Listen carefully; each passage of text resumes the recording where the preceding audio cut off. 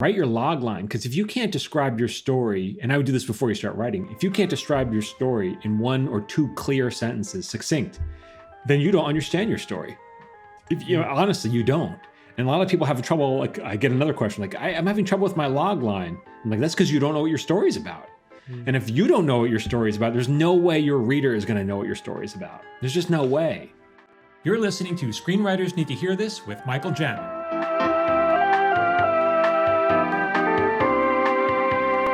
Hey, everybody. Welcome back to Screenwriters Need to Hear This, the podcast.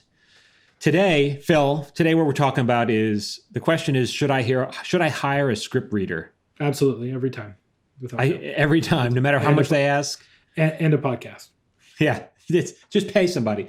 But I get that. I've gotten that question quite a bit, and I get wound up when I get that question. So you're going to hear me get wound up today in the podcast, everybody. If you're driving, pull over. We're going to try not to swear.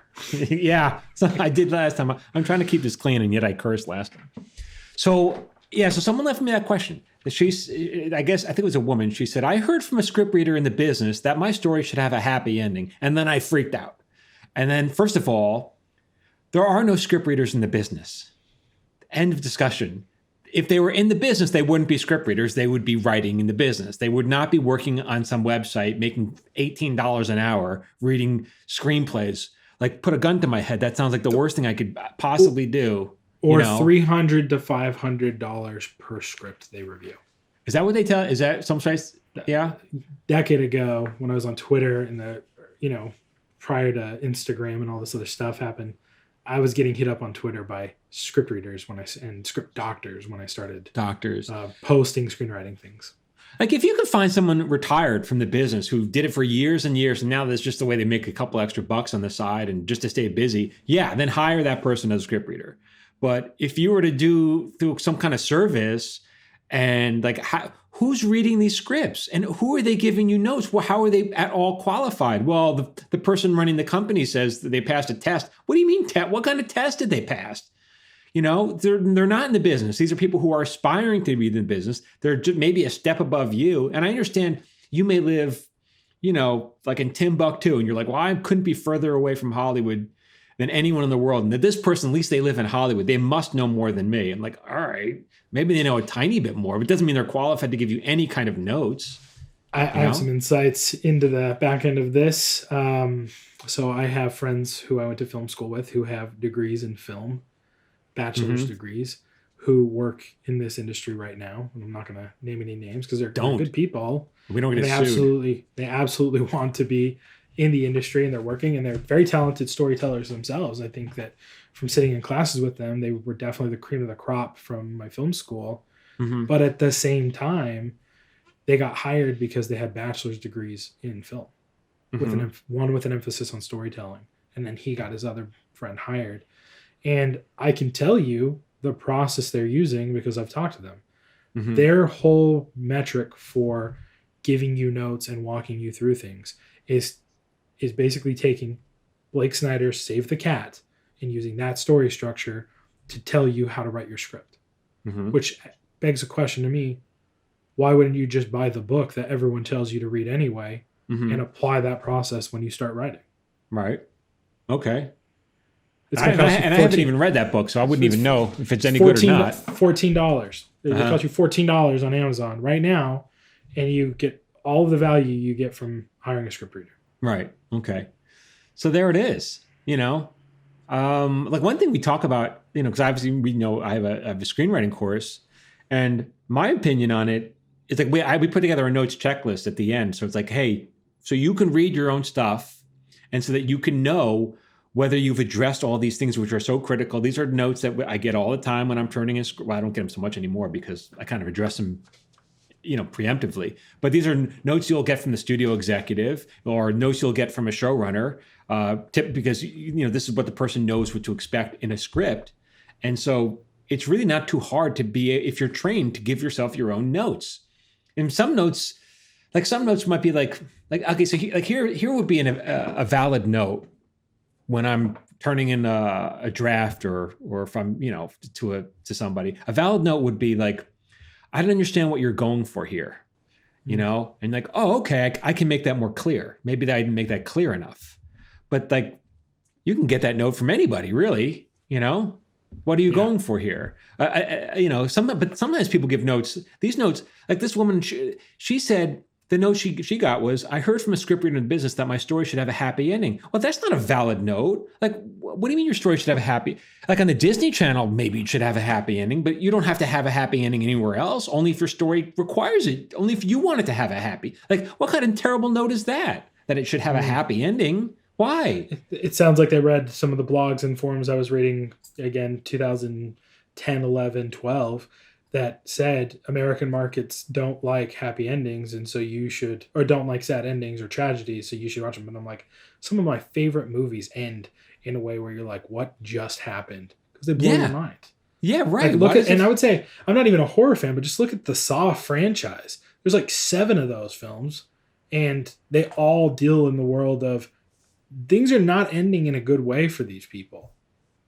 Take Breaking Bad. I mean, probably arguably one of the best TV shows ever. It's like every episode ends with Walter White is digging a deeper hole for himself. Right. How's that happy? Oh, because he scored a larger drug deal. None of it was happy. It was just dark and awful, and that's why it was the best show ever. Right. So, what happened? So there's certain things that you can ask yourself. And you should ask yourself when you're writing your script, and but to get a note, what kind of these notes? People are so desperate for help, I guess. Well, that's that notes checklist. Going back to the notes checklist you put together. So I recently finished a dramatic pilot, sent it over, used it, got great notes back that were actionable that I could actually go back and say, okay, here's someone who understands story structure the way that you think about it as a showrunner, giving me notes about things I clearly missed as someone who's been through the course and spent hours talking to you. Because you gave it to someone who was in the course? Is that why? Yeah. Oh, yeah. I see. Okay. Our boy Dave Crossman did me a favor and read it and sent me notes back. And it was like, oh, okay. Very helpful notes. Yes, I hit this benchmark. Yes, I did. Here's a place where I missed something. Here's a perspective that I need to consider in my next draft. Right. And incredibly helpful. Right. And all he was basically doing was working off the checklist that I gave him, right? And right. So it's like I got you.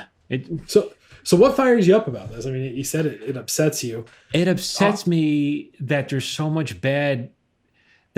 unqualified people, that you're paying. It's one thing to pay money, to get bad advice. That's worse than that's like the worst thing that you can do. Now you're paying to get bad advice. That doesn't help. That's the worst thing. That's worse than just not getting advice at all. Because now you're paying. Now you're out money. Even if you only spend $300, or let's say you spend $30 for it, whatever. You're losing money either way. Paying for bad advice is bad. Yeah. And so there's so many people out there who I think are not qualified. It burns my ass. People are not qualified to be teaching this, because the weird thing about screenwriting is it's not like it's not like becoming a doctor where you have to pass the exams, or board certification, or even a lawyer, you have to pass a bar. It's like there's no regulation. Test. Yeah. There's no regulation. So you could say, hey, I teach screenwriting, but that's only just because you're telling people you teach screenwriting. You just reminded me, I had a roommate that we had to kick out of our house because he kind of joined a bit of a cult. It got really uncomfortable. And, cool. I wasn't even home when the decision was made. My other roommates called me to say they were so uncomfortable we needed to move it out. Then I had a really awkward experience with him that kind of got me on board. And he left, and he literally started his business of teaching people seminars on how to write screenplays. And he wrote, I've over a decade of experience in screenwriting. He's 23. Right, 23, and he's never sold anything. Never sold anything. Yeah. So where's that number coming from? Right. Like, okay, so again, you can go regurgitate things you've learned from professors and in school that they got from books. And some of those people were retired professionals, but you don't have the experience they do. And you know this as well as I do. There's a certain level. I mean, have you heard of the Dunning-Kruger effect? No, I've heard of that. Actually, what is that? Yeah, so the Dunning-Kruger effect is when you gain a certain amount of knowledge, like a limited amount of knowledge, you think you know so much. And then the more you learn you don't know. You don't know, right. And then you dive into this pit of I know nothing for a long time. and then you're actually an expert in that field before you feel like you are an expert. Right. Like, so there's the naivete of thinking that you know a lot because you're new, because you don't know how much you don't know. But then you become an expert and you know how much you don't know, and you also know how much you know, right? Yeah. And I feel like this is an example of that. I mean, this guy definitely dove off the cliff thinking he was an expert, but he's not. And the professor who taught that class and taught him those things is applying very specific guidance to specific situations for him as a writer in that particular script based on the things that came before that. And those become laws to you because you are so new and young in this space. And that's the kind of bad advice I see people giving. It's funny, just when you said that, because I remember when I first started, you're the one who talked me into making this course, into doing this podcast. And I remember saying in the beginning, I was like, I don't know. I don't think I have enough to say other than 3 minutes. I wanted to punch you in the face. I was like, I don't think I have enough to say. And here I am finding new things to add every day, either on TikTok or Instagram or in the course. And it's like, I just keep talking because they're actually, I guess I do know a lot. You just don't realize how much you know until you start talking about it, you know? Right. And you're able to see things and give advice. It's like in the business world on this exact same subject, I see this all the time. I see people who's like, oh, I will teach you how to run your Instagram ads, or I am a digital marketing agency that are competitors to my business. And I look at them and it's like, okay, you're 24 years old, you just graduated from college, and you have a bachelor's in business management, and then you took some guy's course online, and now you're actively doing this to people. But what people don't understand is I'm the guy who has to come in after you completely screw up that guy's business, and I have to fix the problems you've made because you didn't know what you were doing, because you don't have the breadth of experience to foresee the problems that are going to come. Right. Right. That's like a conversation I had with a client. And he's like, he was actually upset. And he's like, I just don't feel like you're on the same team with me. And I was like, calmly like, okay, well, what does that mean? He's like, well, you know, we dropped in our rankings and that upset me. And I don't feel like you even care. And I was like, I promise I care. That's why I'm on the phone with you talking about it. It's like, yeah, but I want someone who's going to get upset when I'm upset. And I was like, that's actually what you don't want. You want me, because I'm the guy who's been here so long. I know that this is a temporary blip on a long chart of things. And the fact that I'm not getting upset should tell you that we're okay. Right. You don't want the guy who's going to be swayed by every wind that comes in. And it's the same space. And so to your point, we had this conversation. I was like, yeah, I've thought for a long while about building my own course and doing stuff in that space and teaching people how to do what I do. But I don't want to be seen or perceived as that guy who doesn't know what he's doing. And you're like, well, I can't think of anyone more qualified than you to do that kind of stuff. And I was like, I don't know. So we're all somewhere on that spectrum of the Dunning-Kruger effect.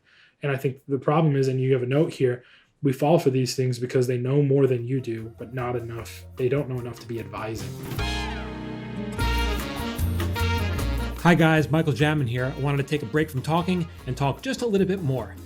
I think a lot of you guys are getting bad advice on the internet. I know this because I'm getting tagged. One guy tagged me with this. He said, I heard from a script reader in the industry. And I was like, wait, what? Hold on, stop. My head blew up. I blacked out. And when I finally came to, I was like, listen, dude, there are no script readers in the industry. By definition, these are people on the outside of the industry. They work part-time, they give their right arm to be in the industry, and instead they're giving you advice on what to do, and you're paying for this? I mean, that just made me nuts, man. These people are unqualified to give my dog advice. And by the way, her script is coming along quite nicely. And I'm not done. Another thing, when I work with TV writers who are new on writing staffs, a lot of these guys flame out after 13 episodes. So they get this big break, they finally get in, and then they flame out because they don't know what is expected of them on the job. And that's sad because, it's not gonna happen again. So to fight all this, to flush all this bad stuff out of your head, I post daily tips on social media. You can find me on Instagram and TikTok and Facebook at Michael Jamin Writer. If you don't have time, 2 minutes a day to devote towards improving your craft, guys, it's not going to happen. Let's just be honest. So go find me, make it happen. All right, now back to my previous rant. They don't know enough to be advising you, to be giving you helpful criticism on your script. And so, like I get back to that point, a valid criticism when you ask somebody, did you get what I was going for? And they say yes or no. And if they didn't, then you can decide if you want how to fix it, and if you want to fix it and how to fix it. But don't take their advice on how to fix it. That's not for them to say. That's for you to decide and you to figure out. Because now you're going to get influenced by opinions, and everyone's got an opinion, and that's the problem. Like, you don't know who to follow, and like, Well, if you learn story structure and all that stuff, then you will know you'll have a clear path, and you'll have these benchmarks that you have to hit, and then you get to decide if someone's not following you. Do you need to make it more clear? Maybe that's maybe that's what you need to do. You need to put a little signpost on it. Sometimes we say in the business, shine a light, or there's another expression like lamppost on it, a signpost. Hang a hat on it, that kind of thing. Hang a hat, yeah. So you're just basically, you're taking people down a flat path, and then you're just putting a little light. Oh, here's the path again. Make sure you go on this part of the path, and then they continue going. And so that's what a good note would do. I just got some notes back from someone, and they were like, make sure you pay attention to your spelling and grammar. And I was like, bro, this is like the vomit draft. I just typed this thing and hit send to you, knowing that I'm not even in a polish stage on this. Yeah. And it is just kind of like upsetting to get that note, because I was like, duh. Like, obviously, I'm not going to send this out to the network. I'm asking you to look at the story here and find out where the problems are with my story. I don't care that I missed a comma, right? A lot of times it helps if you pitch the story out loud to a friend, because as you start talking about it, then it helps you understand your story, and you go, oh, wait a minute, that doesn't quite make sense as I say it out loud. And then that process can help. Have you ever done the 16 personalities test, the Myers-Briggs assessment? I don't even know what that is. Oh, it's just this assessment. They assign, basically, it's a belief set that there are 16 personalities, and everyone on the planet falls into one of these 16 personalities. And then there are some modalities within those of like how people react. I am very much an external thinker and an internal feeler. I'm an ENTJ, right? It basically means I'm an extrovert, I'm intuitive, and I'm judging. Like, I like things to end. And to that point, I find that if I just have someone sitting in the room and I talk out loud about my problems, much easier for me to solve my problems than it is to put them on a whiteboard or put them in a Excel sheet, because my brain processes it better that way. Yeah. So whoever you are listening to this, like, figure out what works for you. What's your learning modality? Are you an auditory learning, or are you kinesthetic? Do you have to do it? Do you have to get up and like write it out on cards? Do you have to say it out loud? Do you have to visually see it? One thing I say to that point is like, I say, like, well, what's your log line? Write your log line. Because if you can't describe your story, and I would do this before you start writing, if you can't describe your story in 1 or 2 clear sentences, succinct, then you don't understand your story. Honestly, you don't. And a lot of people have trouble. Like, I get another question, like, I'm having trouble with my log line. I'm like, that's because you don't know what your story is about. And if you don't know what your story is about, there's no way your reader is going to know what your story is about. There's just no way. So log line, as a definition for some people who may not know that because they might be really new to this, is what you said. It's a 1 to 2 sentence explanation of what your story is. Yeah. How deep do you go in the log line? There's an internal log line, and then I imagine there's like a pitching log line. But is the log line universal for you? It works for, you're going to go out and pitch it that way so they can see the whole story, so they want to hear the rest of your pitch? Or is it really a guide light? Because I've heard advice that you shouldn't tell the ending to your story in your log line from a marketing perspective, so you can pique the interest of people. Yeah, you wouldn't go that far. We talked in our previous episode, we talked about, I threw out some log lines. Like the log line of Amelie was, painfully shy girl. It was episode 10, I believe. Episode 10. Oh, okay, yeah, because we're airing this out. Yeah, so episode 10. That's right. And so that was a past podcast. The log line for Amelie is a painfully shy girl can find love for everyone but herself. So, right, and that explains the story. And now you know, if the scene has nothing to do with that log line, then you cut it because it doesn't belong in your story. And every line, every paragraph, every piece of dialogue, every scene has to help further that is on that log line. It has to further the log line. And if you don't know, if you can't put your log line in there, then you have, you don't know what your story is, which is why you're either getting blocked, writer's block, or why you're no longer enthusiastic to write. Like some people, like they start, I'm excited, I got an idea for a screenplay, then they start typing, and then a couple of days later, I just can't get into this anymore. That happens to me sometimes where I'm writing a story. I'm like, I was loving the story so much, and now I'm like, every line seems like it's just dread. Like I'm just like churning ahead, and like, what's my next line? I've lost all enthusiasm for it, and it's almost always because I don't know what the log line is. I don't know what my story is about. And so then I always go back to the beginning. Okay, where did I screw up? Where did I take a misstep here? I have to get back to my story. And so I It don't need really to is all about story, though. it's all That's about the thing I've story. learned from you is nothing to do with the cool thing that's happening or the plot, right? Hmm. It's the story. It's the actual hero, obstacle, goal, that whole Yeah. story. Like, And it's why I don't need, as a professional writer, I don't need someone, a script reader, to read my script to give me notes. Like I rely on my wife when I write something, and it's because I trust her judgment, and she'll say, but she was a working actress who was in a lot of things like Friends and Animal yeah. Monsters. So she knows this stuff intuitively and has that actor's perspective. But she So doesn't approach it from that direction, really. It's yeah. more like when she reads it, she like she just doesn't, is she engaged in the She's story like or an not? audience. Yeah, she's She's an more of an audience. audience. And if she's not engaged, I go, okay, where did I lose you? And then I decide how I'm going to fix it. But I don't need a script reader to do that. That's just a human being that I trust, whose opinion I trust. Where did I So lose you? yeah, so how do we find those groups? How do we find people that we can trust to give us notes? Is Yeah, it your friends in your like high school creative writing class? Is it your college screenwriting class? Is yeah. it the internet? Like where are we finding those people? You have to, obviously, you need one person that whose opinion you really trust. I think one of the things that we have in this little course that I offer is the face group, the private Facebook group. And people are always asking. Every once in a while, someone will ask to join, and I'm like, you can't just join. You gotta take the course to get in. And I'll say that that is so valuable, knowing that I can go into that course and I can ask for someone's opinion, and they're not going to give me some spewed perspective from some script doctor or script Yeah, reader they read elsewhere, or something they read on a blog or on a subreddit somewhere. They're literally giving me advice from you, a working showrunner. And I think that keeping the gate closed yeah. has been incredibly valuable to make that a very, very good group of people who are giving Yeah. notes. And I actually wrote it down to talk about them. Oh, for this episode? For this, I wrote it in my Oh. my notes to talk Oh. about the course group for that exact reason. I see it being helpful. It's interesting because, when I broke into the business, there was no internet. This is so long ago.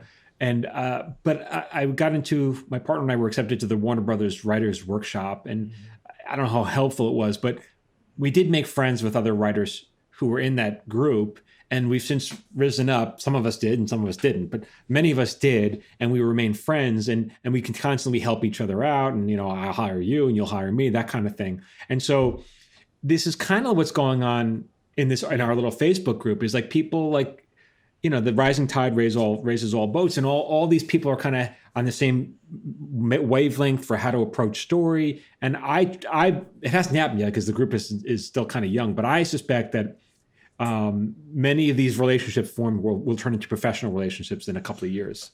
I could totally see that happening, and for me, I fully believe that I will be a working professional in the WGA, ideally within the next year, Hopefully, yeah. And if that's the case, I mean, I already have my eye on people who I know are good at the craft, because I see what they write, and I know that they have that perspective that you give through your course. So yeah, those are the people, the real deal. I think there's a lot of real dealers in the group. I think, yeah, and I think you have a course that you sell, but you are a working professional. Like you do the course because I asked you to. Like I begged you to do it if you just had time during the pandemic. But there is a threshold. Like you have to pay to join the course, and I think that putting your money where your mouth is a sign of a true professional. It's well, you got to put skin in the game. Yeah, that's for sure. Yeah. Like I just told you, I kicked my laptop as a gag with the Broken Lizard guys this week, and I'm glad I did because it got a good laugh. But I broke my laptop. Yeah. And I've been needing a new one for a while, but I had to buy a $3,000 laptop. Ooh. And I was talking to my business partner about it, and he's like, dude, that's like complaining about putting gas in your car. Like, interesting. It's just part of the business. Like that is the thing that drives everything you do. That is just an investment in our business. It's not. And I was like, yeah, it's a great way to think about it. It doesn't seem as much. Yeah. And that's to me what the course is. It's like, it's like Final Draft. It's like that argument we talked about long time ago in one of the earlier podcasts, like someone complaining that I was telling someone that they should get Final Draft and learn it. And they were like, well, you should just use these other ones that are free. And I was like, sure, but the industry standard is Final Draft. So why would you not just use the thing you need to know? Yeah. Like, this is what I'm going to work on. Yeah. Like everything's going to be in final draft format. Like that's what your script coordinator is going to work in. That's what every writer in your writer's room is going to work in. It doesn't matter. You just have to know it. So that's like me complaining I want to do an e-commerce website and not wanting to buy a computer, right? Right. It's like me saying I want to be a tow truck driver, but I don't want to invest in a tow truck. Yeah. Yeah. Right. Right. It's just the tools of the trade. Yeah. You have to invest in yourself for sure. Yeah. Yeah. Some other ideas I had for groups, like there are Facebook writers groups, and some are really good and some are not. A friend of mine invited me to a writers group and I joined, and I just introduced myself and a couple of people said hi. And then I learned something that I thought was really cool. And it's the way Steven Spielberg looks at stories. He says, I always look as the first shot of my film as a metaphor for the entire story. I was like, I've never heard that. That's a really good, useful thing. I just went to that group and I shared it. And I had like 15 people comment. I was like, I thought that was common knowledge. Like, oh, yeah, of course it is. Like, what do you, and I felt so attacked. I was like, screw you guys. And I just left the group. Like, I felt so alienated. I hadn't even heard that. Because I'm thinking, go on. I didn't mean to cut you off. No, I was just saying, like, I was so alienated. I was like, what is the, like, okay, like, I'm out. And they were like, being sensitive, guy. And I'm like, no, like, you guys are just dicks, and I don't want to be here. Yeah.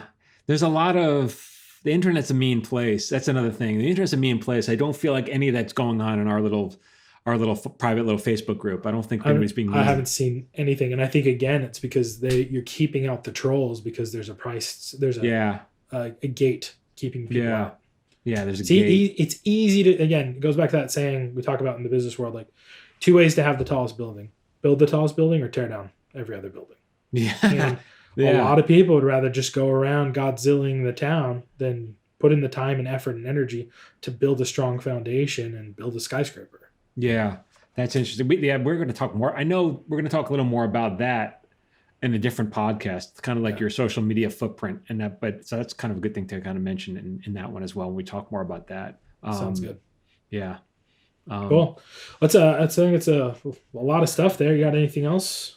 That's it. Go follow. By the way, if you're listening to the podcast, I don't know how you found me. Maybe you found me somehow, but I post daily tips on social media. So go listen to it. It's on @MichaelJamin_Writer. You can find me on Instagram, Facebook, TikTok, and just listen. Just listen and enjoy. And I'll say that a lot of the things we're talking about here at the podcast, a lot of the content you're putting out on social media, I mean, a big chunk of that, right, is some stuff from the course. You're just not going into the detail that you do in the course. So if you don't have the money, which I totally get, I used to manage a deli for $10 an hour, right, in the middle of a recession. I understand how tight money can be. There are incredible resources that you're putting out. I think you're 3 months in posting every single day. So there's something like 100 videos, 300 plus minutes of content they could just sit and go through if they just go to your TikTok or your Instagram. Yeah. And it's let alone this. I posted, even today I was on TikTok. I did TikTok live and someone was like, asked me questions like, well, I've already answered those. Just go scroll through, the feed. You'll find it.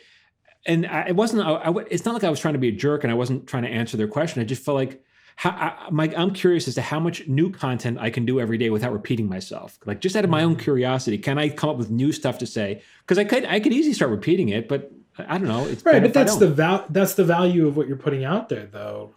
So many other people would just take that opportunity because they're just trying to stretch all of the little bit of an understanding they have on that baseline, that beginning part of that Dunning-Kruger, spectrum that we're putting up. They don't have much to say. Right. And so they are just repeating themselves over and over and over again. Whereas you're literally saying, I already talked about that. We don't need to waste any more time there because there are other more important things that we can put out to provide value. Yeah. Let's find something new to say. Right. That's my ambition. We'll see how long I run out of stuff. But right now I still got stuff to say. New stuff to say. Well, good stuff, Michael. Thank you. And everyone else, thanks for listening, and we'll catch you in the next one. All right, everyone, be well.